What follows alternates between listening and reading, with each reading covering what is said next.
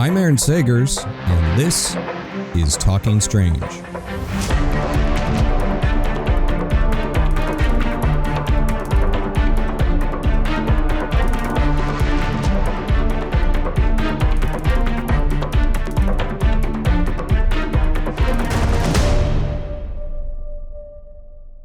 Aloha, spooky nerds, and welcome to another Paranormal Pop Culture chat with Den of Geek.com, hosted by yours truly. I am Aaron Sagers, a journalist, author, currently seen on Paranormal Caught On Camera on Travel Channel and Discovery Plus. We have a new 5th season just around the corner, but that's not what we're nerding out about today. In fact, today, what we're nerding about in the new movie, Spider-Man No Way Home, which looks to be perhaps as eagerly anticipated as Avengers Endgame, or at least potentially as financially successful. In No Way Home, Peter Parker's identity has been revealed, and he goes to the Sorcerer Supreme, Doctor Strange, for help. But when that spell goes wrong, dangerous foes from other worlds start to appear, forcing Peter to discover what it truly means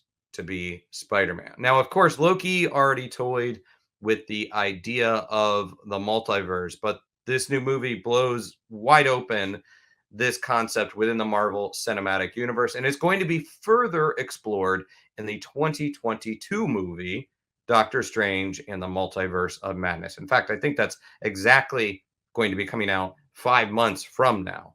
So, what if the multiverse is real? What if there are all of these parallel dimensions and versions of ourselves out there?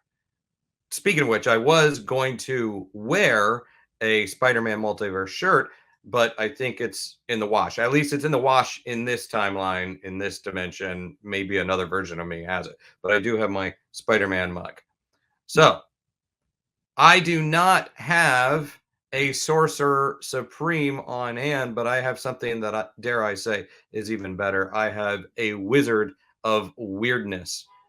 John EL Tenney is a well-recognized, and if I do say so myself, I think I would say that he is a sought-after investigator of all kinds of weirdness, UFO, paranormal, occult phenomena. Tenney has been involved in the field of paranormal research for more than 3 decades, and more than 1,000 people have attended one of his signature weird lectures throughout the years. No doubt you have seen him. He's performed as a consultant on numerous programs with NBC, A&E, Sci-Fi, Fox.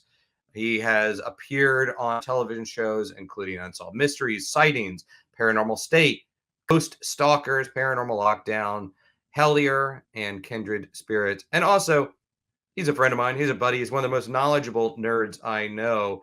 And without further ado, I want to bring John Tenney into the chat. Tenney. There I am. Here you are. Thanks for joining today out of your weird schedule, and also in between two naps of yours, right? Yes, maybe 3, depending on which universe I'm kind of in. But no, talking about comic books and weirdness, that's my game. I'm ready to go.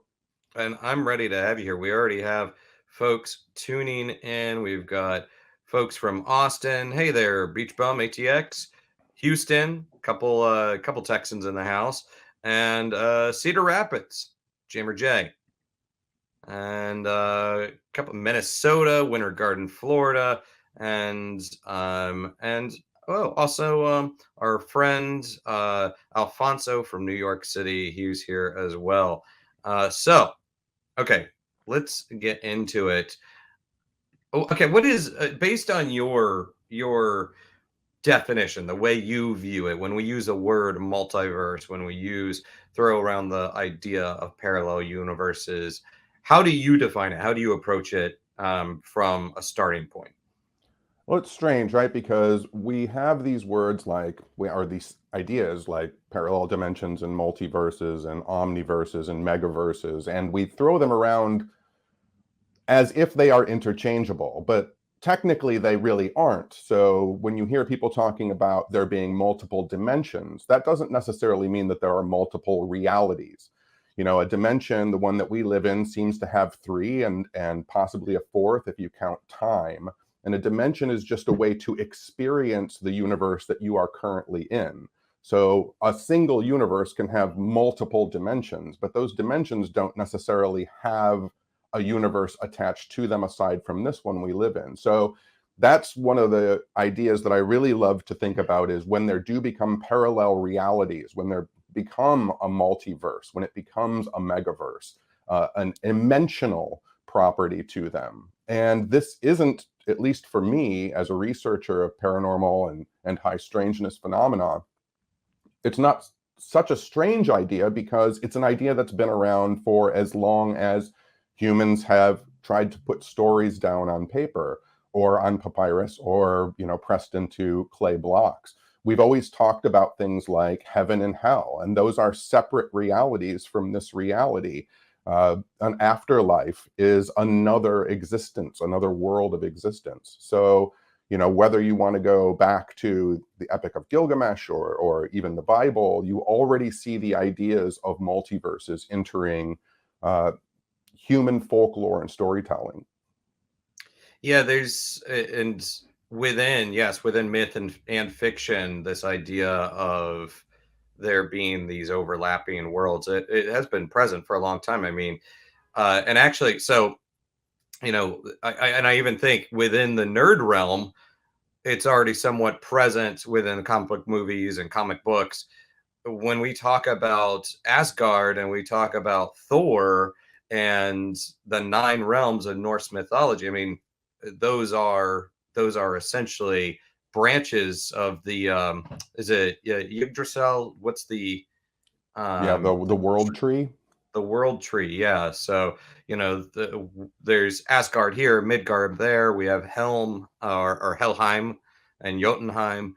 So that what other Well, kind of and oh, then go ahead. that's where it gets wonky, right? Because those realms exist within the single tree, right? So that's what I'm Mhm. kind of saying. Like, there can be multiple places that all exist within a universe. When you start to get separate universes, so this, when you go back to fiction writing, you can go back to the turn of the century when you started having the origins of kind of weird fiction, right? And you Mhm. start talking about like the ancient elder gods that sleep in slumber beyond the stars in a different universe. So like, you know, stretching that far back, or even in the 1950s when you start to have science fiction really taking that helm, with somebody like Isaac Asimov writing The End of Eternity, which is about people who not only exist in time, but when they change time, they create a branch reality and a branch universe that becomes something else. And that's in the 50s. And you see comic books really grabbing hold of that in the 1960s and 70s.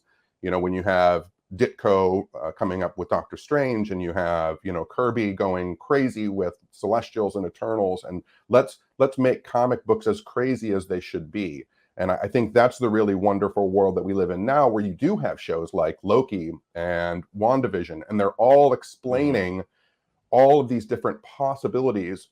Is reality physically changed? Are there dimensions that are physical? What are the ones that are created by the conscious mind, by the experiencer?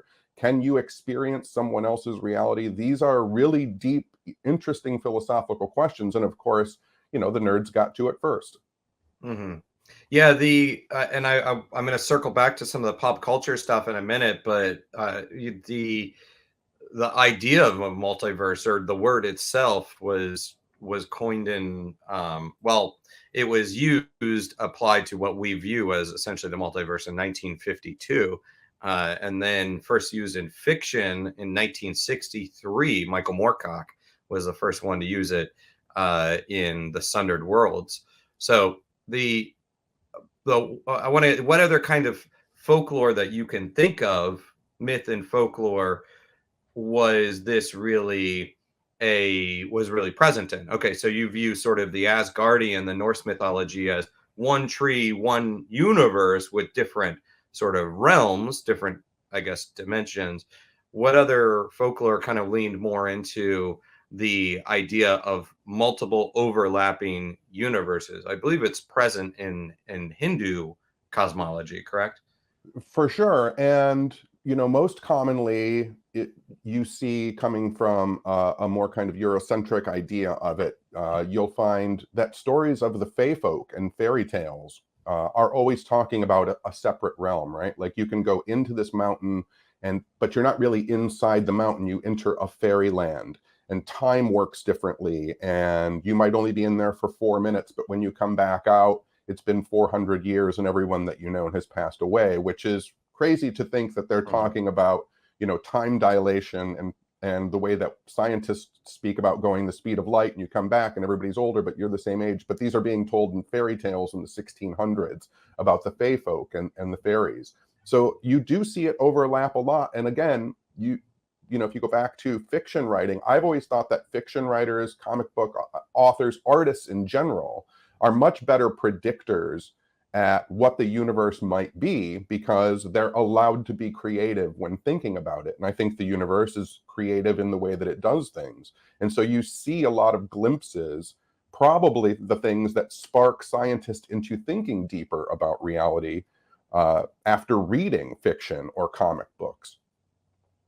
And yeah, I know we've talked a little bit about that before. I mean, as far as creatives, authors kind of tapping into something that is true, something that is intrinsically true. I will note that I am doing this from my place in Brooklyn, New York. So there might be some background noise coming in from this universe of traffic. I'm pretty certain it's this universe's traffic that people might be able to hear the cars honking. I mentioned the Hindu idea because I guess the I can never say it. Bhagavad, what is it? Say it for me. Bhagavad Gita? Yeah. That's a Well, close and then specifically, approximation. Yeah. yeah, and the Purana, like they talk about the 7 layers of universes, but also that there are multiple universes crossing over with one another. And within the idea of quantum physics and within the people that are studying, scientists that study the Big Bang Theory, it's kind of close to that because they talk at times about these bubbles that touch on one another. And then you even mentioned sort of time dilation. That is borne out in the idea that as you're actually entering these bubbles, or if we cross over into another bubble, by the time we could possibly get there, time has already shifted on our end, correct? Yeah, and what's interesting when you talk about that, so a few years ago, I say a few years ago, but it was probably 15 years ago now, but when people started to really toy around with the idea of supersymmetry and come up with things like superstring theory, which was a unified theory of how the universe might work. And the idea was, okay, so let's say there's going to be right now, again, like I said, we live in a 3-dimensional universe, maybe 4 with time. And when you start to apply theoretical physics to it, you start to say, okay, well, maybe there's 6. And then they got to a point where they were like, okay, so maybe supersymmetry, you have 26 dimensions. Mm-hmm. And that got even too overwhelming for physicists at the time, and they cut it back to about 10. But what's interesting with that, and something that doesn't get spoken a lot about in science, is even when you cut back to 10 dimensions in this universe, that means that there is a way in those 10 dimensions to perceive a separate reality. So that other reality in those 10 dimensions has 10 dimensions of its own, which has another reality in it. And so you immediately pop back to there being an infinite amount of worlds and an infinite amount of possibilities. And the great thing about comic books, the thing that always has blown my mind, even as a kid, is you're reading in this reality a comic book of this made-up hero, and comic book authors obviously want it to seem like it's in this world, so they put real people into the comic books that you're reading. So you're in one reality reading about another reality with a person who exists in this one. So comic books are wonky to begin with. I love it. Yeah, and then I forget when it first happened, but the idea of not even breaking the fourth wall of the comic, but the incorporating, yes, the comic book reader within the comic. and I forget when it was, but it was like when it would show that there was some sort of blank page, or you would see the writer's pin on the page. Uh, I guess that is sort of technically breaking the fourth wall, but when they would bring us into it, they were essentially welcoming us into this multiverse. Well, yeah, and there's an issue of Spider-Man. It's the king-sized annual 14, I think, from 1980, where Peter Parker goes to a nightclub, and there's a band performing on stage, the band is called Shrapnel. Shrapnel is actually Dave Windorf's band before he formed Monster Magnet. So you have Peter going to a club, and there's a real band playing in the club. At that time, you could have gone and seen that band at that club, even though you had just read about it in this fictional comic book. Or the fact that Daredevil, one of Daredevil's fighting partners in an episode, an issue of Daredevil, is Uri Geller. They fight the psychic mind wave. So you have, a paranormal, quote unquote, allegedly paranormal person fighting alongside a completely fictional Daredevil in a comic book, but that guy's a real guy. Yeah. Well, yeah, and I guess they're constantly were pulling in. It was sort of a stunt casting for comic books, but whether it's Muhammad Ali or Uri Geller, or like constantly pulling in real people and altering them somewhat for them to exist in that realm. For you, this idea of these branches on the tree or other universes, how does it relate to your specific paranormal research? And I want to start kind of with the notion of ghosts. Like how does that fit into it? Because the idea of, oh, it's just the dead lingering around or coming back to visit from another place, that's only one element of what we think about ghosts, right? I'm kind of leading up here, but I know where I'm going. Yeah, for sure. I mean, I think that as a paranormal researcher, I'm looking for any explanation, and I don't limit my explanations and ideas about things like ghosts. And if a ghost is just simply a kind of translucent version of you after you die that hangs around here, that ghost exists in this dimension. We somehow perceive it, it's here, it's in this reality with us. The question becomes, are all ghosts like that? Are there ghosts that are different? There seem to be some ghosts that go somewhere else and have accessibility to information that we don't have. Now that's a separate reality. So then you have, a multiverse starting to be created where you have a universe populated by those spirits or people who have passed on. And then does that universe itself have a population of its own that was never human? And how does that interact with us? And do we perceive those never human elements from that universe, if they can cross over here? Do we perceive them as ghosts? Do we perceive them as monsters? Do we see them as UFOs? Do we see them as Bigfoot? The universe that we can't perceive that they might exist within becomes infinitely weird, in the sense that we have only our biological and scientific ideas of this universe to judge other universes, possible universes. And so when you start to think about ghosts as something more than just an invisible kind of translucent version of yourself that can walk through walls, the questions start to get very deep, very quickly, and very strange.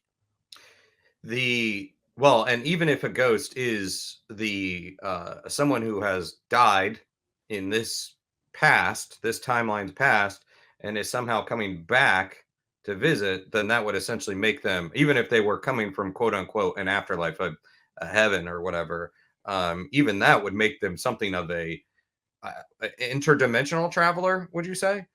Yeah, an interdimensional traveler, perhaps an infinite or a multi-universal traveler. It would really make you a superhero. I mean, if you die and you gain the ability to walk through walls and become translucent and speak to people telepathically and move objects with your mind, I mean, you've just become a great superhero when you die. So there's that aspect on top of it, and not only being able to traverse time and space and perhaps multiple dimensions. I guess we have Dead Man. He's Right. out there doing that. But and let me remind people in the audience, you can ask some questions. We've got lots of folks that are throwing that out there. and I'll get to those momentarily. But so this notion of sticking with ghosts for a bit, and I like to think anymore that using ghosts is sort of, it's an umbrella label for me, because I think there's a lot of things that fit within that. And well, first off, do you find that when you take this approach to a ghost could be all these different types of phenomena, do you find that people are willing to buy into it a little bit more, a little bit more willing to embrace it, as opposed to just dead Aunt Sally that's popping back in for a chat? Or So, does this push them too far away? I think that with a lot of people, you have to start slow. You can't go full on 100% weird with a lot of people, because their ideas have been constructed according to their personal belief systems throughout the course of their life. And so they think that a ghost is just the returning spirit of a loved one. And in some cases, it might just be that. But to immediately throw people into, well, your loved one might have become an interdimensional time traveler with massive superpowers might be a little too far for some people. But the thing is, doing what paranormal investigators do when you do these things called, EVP experiments, when you're trying to record ghostly voices, I will ask questions. A lot of times, if you watch television, you watch paranormal reality shows, people will say, who are you? Can you tell me your name? Can you tell me what's wrong? My questions are always much more like, how do you experience me? How do you see me? What are you seeing right now? What is your reality like? And in those cases, when I've asked those questions and seem to have gotten responses, the answers are quite telling. I did an experiment, an EVP session probably about 15 years ago, and whatever I might have been communicating with, the question was, who is there with you? And the answer that I got back was everyone. And I said, everyone how? And the response was, everyone that has ever been. And so, like, a question like that, like, now you have everyone that has ever been. Sociologists will tell you that there have been approximately 50 billion deaths on the planet since there's been human beings. So now you're talking about there's only 8 billion people on the planet right now. You have somewhere where 50 billion people are existing altogether. That's quite an amazing, different experience. Mm-hmm. And a pretty crowded room, I'm guessing. But the something that I always am fascinated about within the paranormal investigation element of it is, we see a lot of people that pose questions like, how did you die? Or what did you like to do when you were alive? Posing things in past tense, as opposed to the idea of maybe things are potentially existing for themselves in their own timeline. And have you experienced things? Do you think there are at times people we call ghosts or think to be ghosts that might actually be existing in their own way, in a kind of a corporeal form, in a just another timeline, or in another universe? Yeah, one of the things that I talk about at some of my lectures is, if you look back at traditionally well-known, allegedly haunted locations, and you look back in the diaries and the books of those locations that are said to be very haunted, a lot of the times you will see that the reports, from 100 or 150 years ago are kind of shadowy figures moving about in the darkness, speaking in low whispers, and strange lights moving around them while that's happening. Well, if you think that forward, and if you take kind of interdimensionality and universality into the equation, you have these locations that right now are being investigated by paranormal researchers who are walking around in the dark, who are speaking in low whispers, and they're holding machines with strange lights on them. Is it possible that the people who are investigating the locations current day, right now in the present, are what the people in the past are experiencing as ghosts? And so when you start to see that there might be some meld and overlap, then again, that ghostly realm becomes a lot stranger than, I think, just, dying and becoming a wispy version of yourself. Have you personally experienced something where the notion of a of that ghost? Well, you mentioned the EVP, but anything else where like you're encountering something that sort of breaks your brain as far as what a ghost might be, uh, or encountering some sort of time loop? Yeah, one of the stories that I tell is I had a client many years ago who had gone to her grandmother's home. Her grandmother had passed away. She was going to check up on the house. Everything had been sold off and the house had been sold. She was doing the final check. And when she walked into the living room through this kind of arched foyer, she saw two little girls and an older woman. She screamed and they vanished away. Mhm. So she immediately called her aunt and she said, Grandma's house is haunted. And her aunt said, you're crazy. Grandma's house isn't haunted. She called her mother. Grandma's house is haunted. You're crazy. Grandma's house isn't haunted. And a couple days later, her aunt called her back and said, I don't think that Grandma's house is haunted, but I do need to tell you, years and years ago, when your mom and I were little girls, we were with Grandma in the living room, and a woman walked through the arched foyer and screamed at us, and then she vanished. Hmm. And it was in that moment that my client realized that she had been the ghost in the past to her mother and grandmother and aunt, and her mother, aunt, and grandmother had been the ghosts in her present. And what's even crazier is to think that her grandmother in the present is dead, but alive in the past, but being experienced in the present.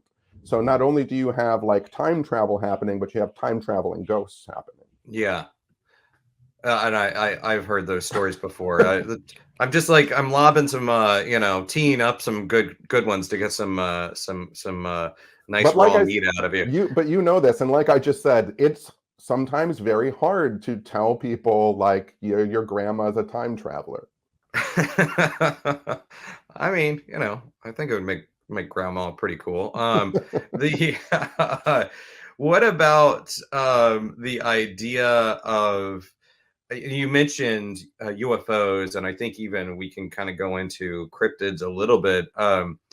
This idea of interdimensionals, or the researcher John Keel, in Operation Trojan Horse, tried to connect the dots a little bit between UFOs and the supernatural.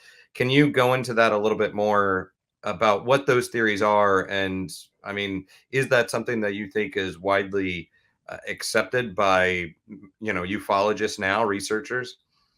No, but I think that as people investigate and explore high strangeness and paranormal phenomenon, you are left really thinking about, I mean, a lot of people want, let's study this, let's put it under a microscope and falsify it and reproduce it and study it scientifically. And as you fall deeper down the rabbit hole, whether it be with ufology or cryptozoology or ghosts, you start to realize that there is this intangibleness to it, that there does seem to be multiple realities kind of bleeding into ours. And that sometimes, most of the time, at least I have found, it's very individualized to the experiencer, which makes it almost unstudyable by science because it doesn't become very reproducible. Now, it Mhm. might have some crossover, such as, but you have to find it. So, and when I mean you have to find it in the sense of, and John Keel has explored things like this, when people have Bigfoot sightings, they will tell you about the Bigfoot sighting, but they will very often leave out because they don't think it's important. They sometimes even, not remembered it until you really talk them through it. But usually before and after people have a Bigfoot sighting, they see a green flash. And no one's ever really looked into what that flash is. Is that flash some kind of doorway opening? Is it a beam down from a ship? Like, we don't know because you're so interested in the weird experience of seeing a Bigfoot that the green flash is, kind of pawned off as nothing Mhm. really important. The same thing happens with UFOs. You can start to see some patterns that emerge. People who have UFO experiences, even just a random UFO sighting. People will report loud buzzing in their ears, a wobbliness to themselves. They might report seeing what seems to be a flashing red light. But those little segments kind of get parsed out because the overall experience of seeing a UFO takes the lead in the story. But when you start to add up all of these other little things, it does look like there's some kind of something that should be trackable that seems to be a bleed through from those realms where this strange experience seems to be emanating from. Mm-hmm. And I just want to bring this up. This is Stargazer says, I don't know if I believe that. And and that's okay, Stargazer. I think that's okay. I don't think John Tenney is going to be deeply offended by that. But I No, just love that's the thing too. And I tell people this, this, Aaron. I don't, one of the reasons that I think that I get a lot of grief sometimes from the paranormal community is because I openly tell people, like, I don't believe any of it. I think that a belief is a rooting concrete system that doesn't allow flexibility, and it doesn't allow to shape and bend and grow and evolve. I have many ideas about these things, but to say that I believe ghosts are time travelers, or to believe that Bigfoot, is from an alternate dimension, these are just ideas that I have. And anybody that tells you that they know for sure 100% and that you should believe exactly what they say, that leads down dark and dangerous roads. Yeah, and that's something that I try to share with people as well, is like, once you push into sort of the realm of ideology and belief, then you're establishing your own sets of rules about the unknown and the unexplained, and as opposed to truly remaining open-minded. And I present theories. I like to think about theories and not as if these are rules. Well, and the thing is too, is when we talk about the experience of realities and multi-dimensions and multiverses, we can have a similar, not great experience, but something similar we can think about. And I've talked about this at my lectures, and I'm very anecdotal, and I kind of tell folksy stories just to get the ideas across. I always say I'm throwing out thought seeds. But like, I have squirrels that sit on the back of my deck that I feed peanuts to every day. Now, I'm just on the other side of a glass door. That squirrel and I exist within the same reality. We exist within the same dimensions, but our experience of these dimensions in this reality are increasingly different, just because of the biological components of a squirrel and what it can see and what it can experience, how I can appear and then vanish, how food can magically appear and then vanish. This all would seem very strange. And human beings, we like to think ourselves the end all be all of everything, so we've got it all explained and figured out. But the reality is, sometimes I do put down something and I go back to get it and it's gone, and a few minutes later I go back and it's exactly where it was in the first place. And so there does seem to be this weird peanut thrower and I'm the squirrel. I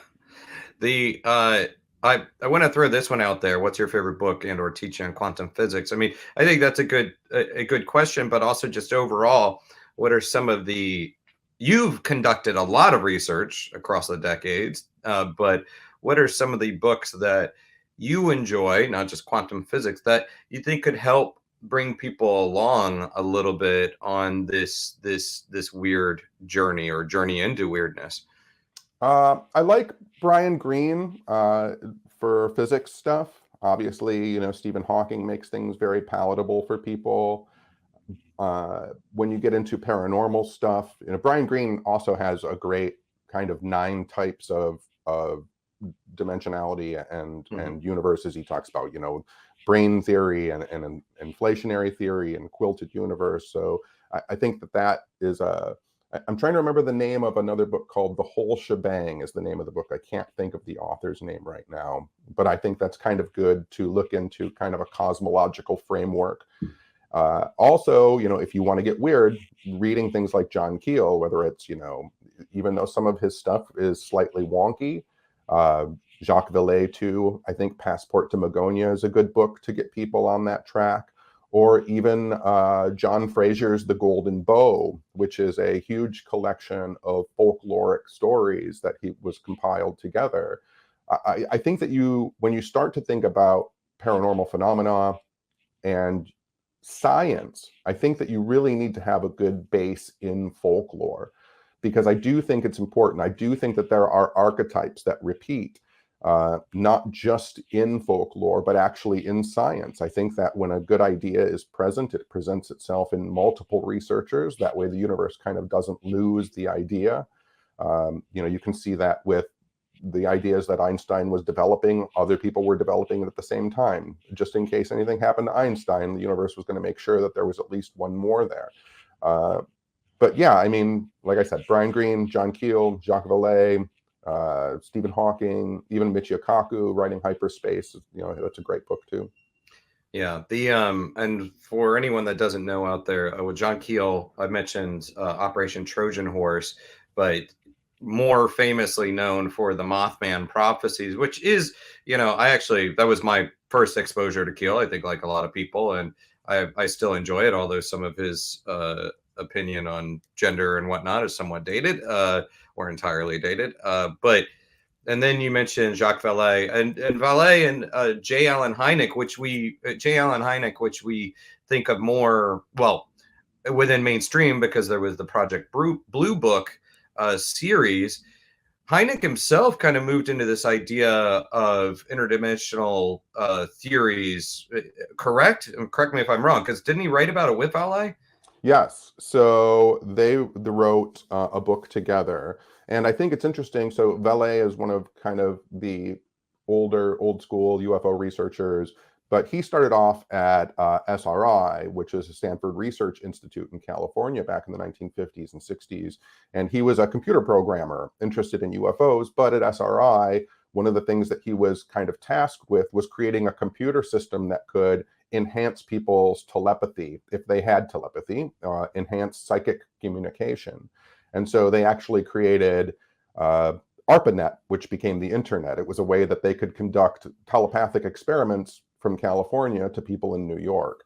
And, Vallée's ideas about how information is exchanged between universes really ties into a lot of his ideas about what we're experiencing when we do experience something like a ghost or even a religious visitation, something like Fatima or the sightings of Mary.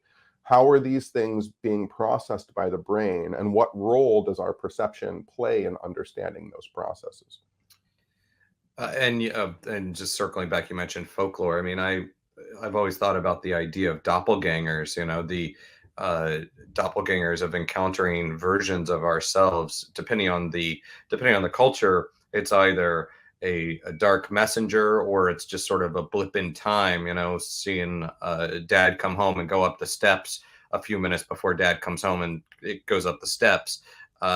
These are essentially very similar. These are early ideas of these travelers in a way, right? Oh yeah, for sure. Have you ever seen a doppelganger of yours, Aaron? Not of mine. I have been in situations where I saw a doppelganger of someone else, and it was indeed very strange. Have you? So twice. One was just on television. I was reading a book and I had television on, and all of a sudden I heard my voice on the TV, and I looked up on the TV and it was cutting away.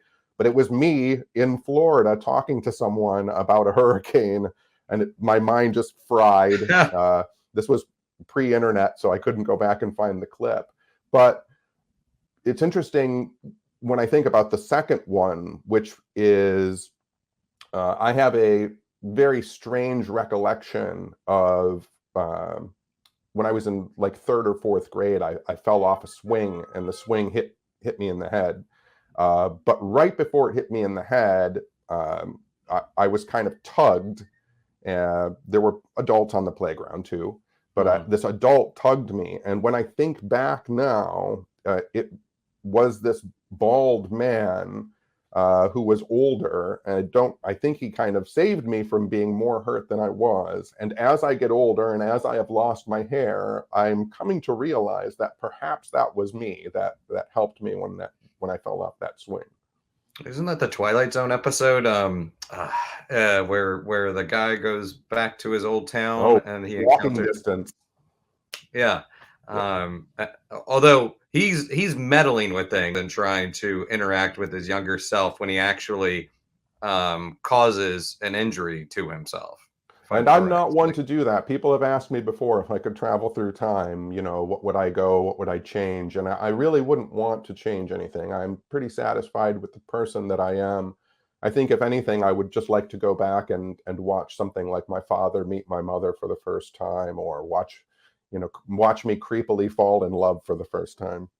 So you would follow sort of the Doc Brown idea of non-engagement.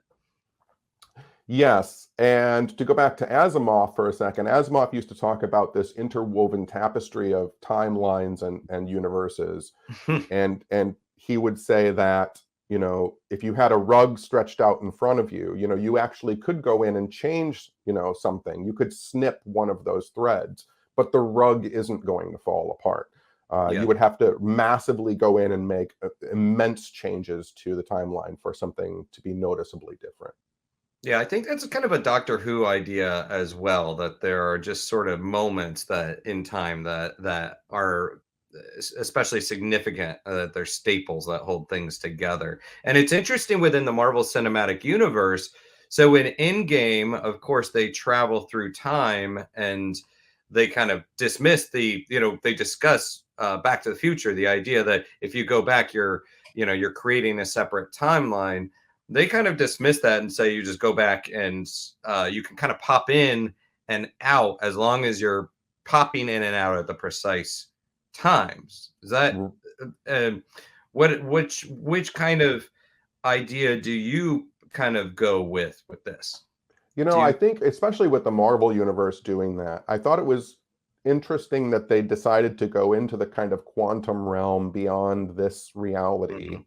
And they chose to stay in this reality, because if they're going into the quantum realm, then they're having access to other realities. And if they were all about just saving theirs, then you just don't worry about the timeline, just pop into another reality, steal the gems, and come back to this one, and kind of screw that other reality, let it fall apart. We're worried about ours. So I think it's interesting that they took the choice to say, oh, we're going back into our own reality and not interacting, when looking at the suffering they had gone through, you would think that they would just say, like, all bets are off. Our reality is prime. Let's just go into another one that doesn't seem like it's so great, and don't worry about it. I mean, that actually happened on an episode of Next Generation. I don't know how many people remember this, but all of a sudden these enterprises started showing up, and on screen is Riker in command of the Enterprise, and it's being blown to bits because there's a giant war going on in his universe, in his reality. And Picard's like, nope, send him back. Like, they don't even try to help. They're like, nope, you're out of here. Yeah, sorry, I was getting quite loud. Yeah, it's some sort of truck moving background. It's I think that's a good point too. And they do try to preserve their own timeline. But with that said, with Spider-Man, I have not seen it yet, so I can't even give you any spoilers. But it would seem like, based on the promotional material, we are going to be, of course, getting Willem Dafoe's Green Goblin. We're getting Doc Ock. Looks like Sandman and Electro and Lizard are going to be in this. And the prevailing idea, the theory, is that we're going to get both the Tobey Maguire and Andrew Garfield Spider-Man. Now, I don't know. Let me just say, I don't know. I'm just going off of what everybody assumes is going to be happening. But these are different versions of this similar character.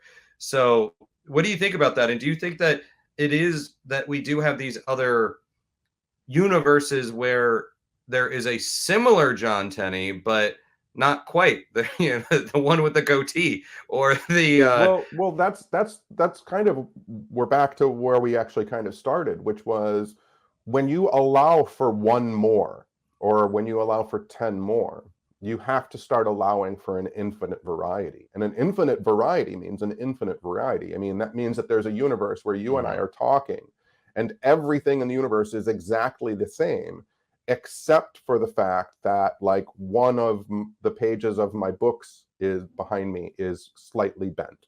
And then there's another one where it's slightly more bent. And I mean, at that amount of variation, because it's an infinite amount of possibilities, it also means that there's a universe where you and I are the same, except we're rabbits talking to each other.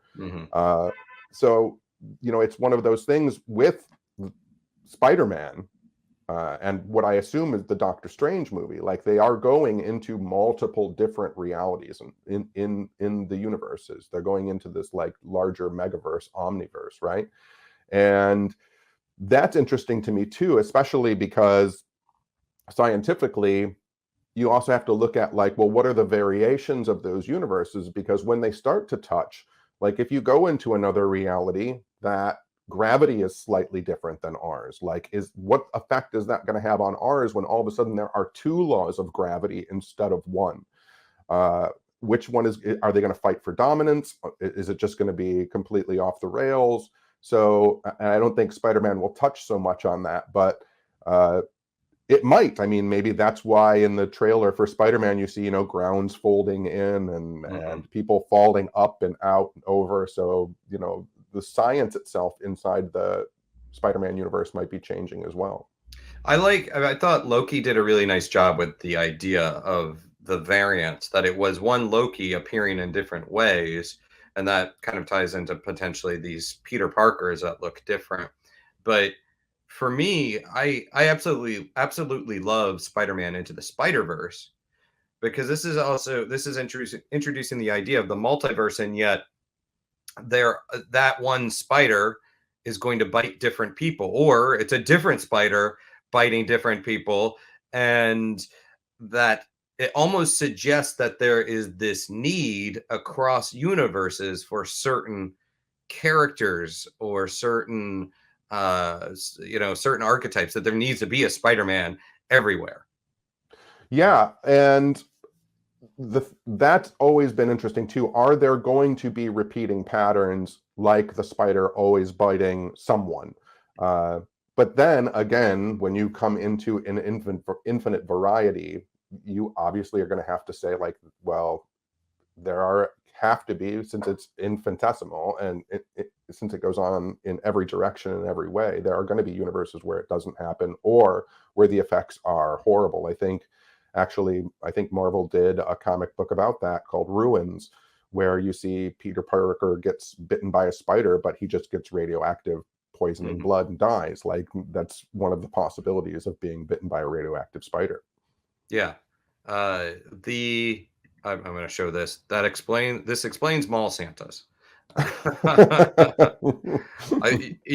Night Sky 66, you joke, and yet I know for a fact that Tenney and I can go down a whole other rabbit hole of Santa. Maybe we're already close to Christmas, I guess, but I don't know. Do you have a minute? Do you want to just take a brief detour into Santa and give me thoughts on Santa?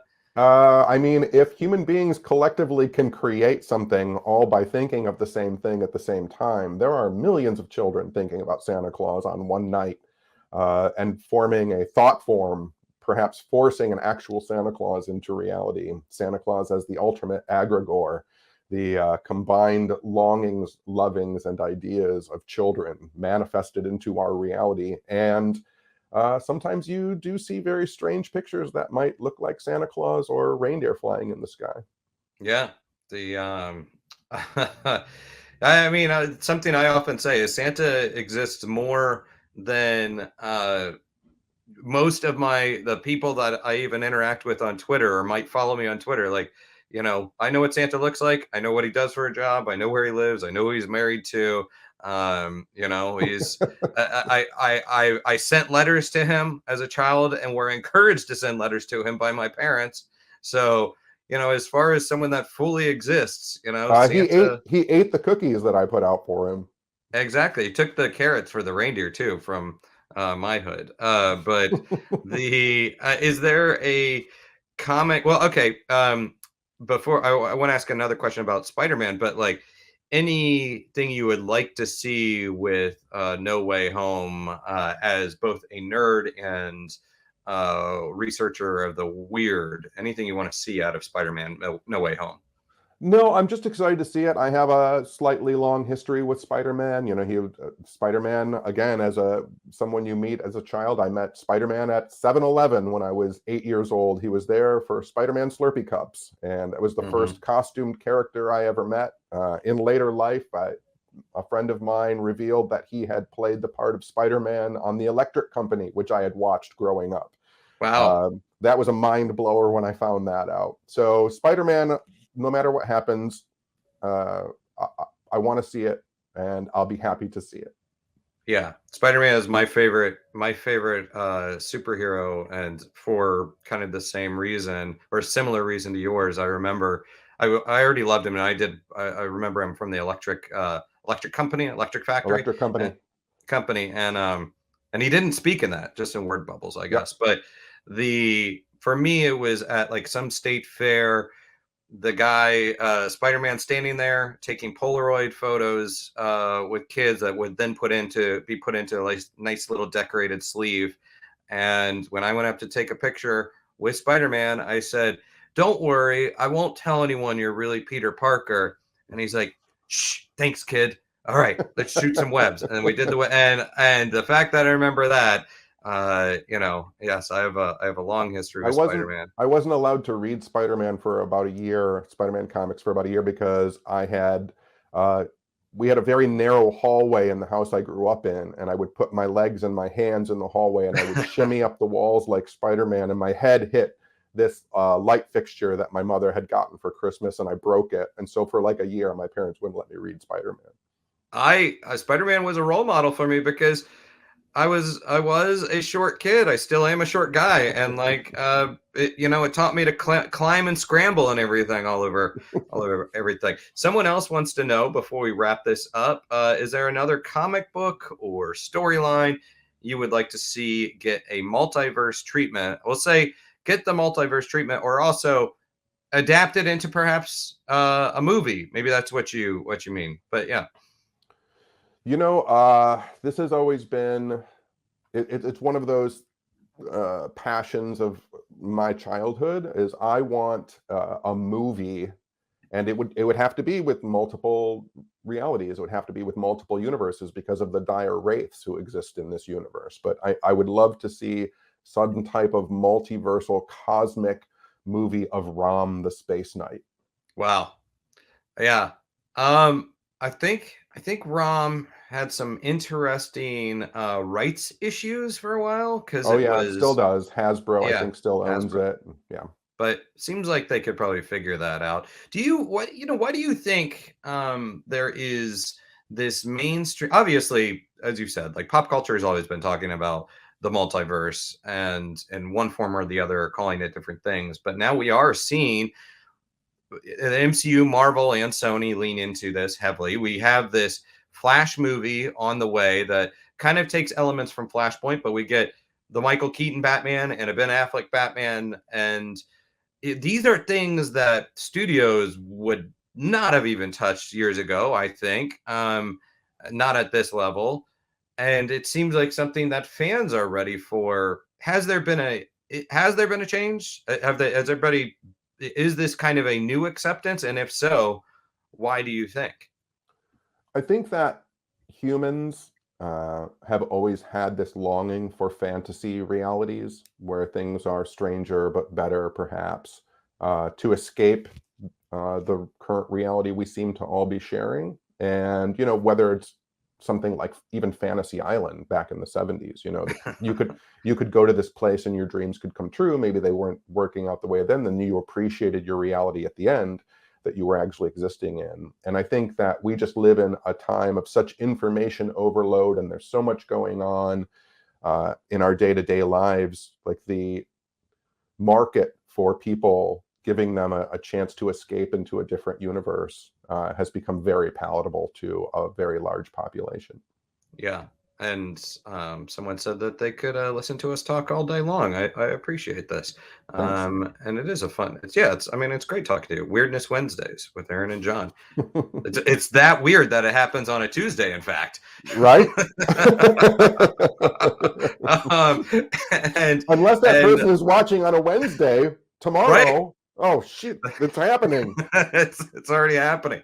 And then who is your favorite? Well, okay, you said Electric Company, but who is your favorite on-screen Spider-Man and why? Especially if we might be getting multiples, except for Nick Holland, right? Nicholas Hammond, I don't think is going to be making an appearance from the 70s Spider-Man. But No. who's your favorite on-camera I think, Spider-Man? in all honesty, I think my favorite Spider-Man is Tom Holland.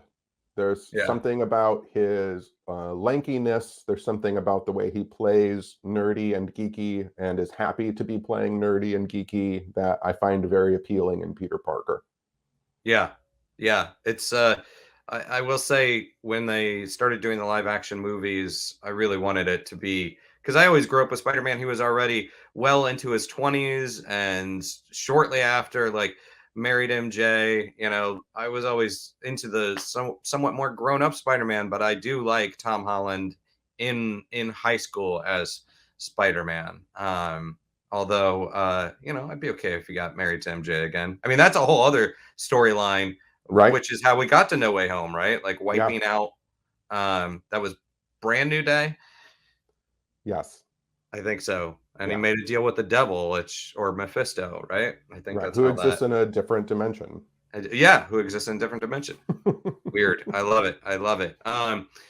Well, John EL Tenney, John, before we let you go, how can everyone find you and support all the awesome and weird things that you do? My Twitter, Instagram is just John EL Tenney. Every week I do a podcast called What's Up Weirdo, which is just me talking on the phone to my friend Jessica about random stuff. Sometimes like this, sometimes it's just about what we're watching on television. And that can be found at whatsupweirdo.com or on all your podcast listening services. All right, wherever you listen to fine podcasts. And I will say, we're going to be back here on Thursday, December 16th at 1:30 p.m. with Scott Snyder, the comic book writer. He has a couple horror-themed Comixology originals. We Have Demons and Night of the Ghoul, and we're going to be chatting with Scott. He is a great guy. Maybe we'll get in some multiverse questions for him as well. And you can find me at Aaron Sagers on Twitter, Instagram. You can check out the Patreon I do and my very slow to update podcast, Nightmerica. But also, if you like this content, I mean, I know I do. I like nerding out with John and as Den of Geek said, like, keep flagging the word weirdo. I enjoy this, so I hope you guys do come back and demand more of this kind of content so we can keep being weird. So wherever you are in the world, whichever timeline or universe you're in, keep it spooky and stay weird.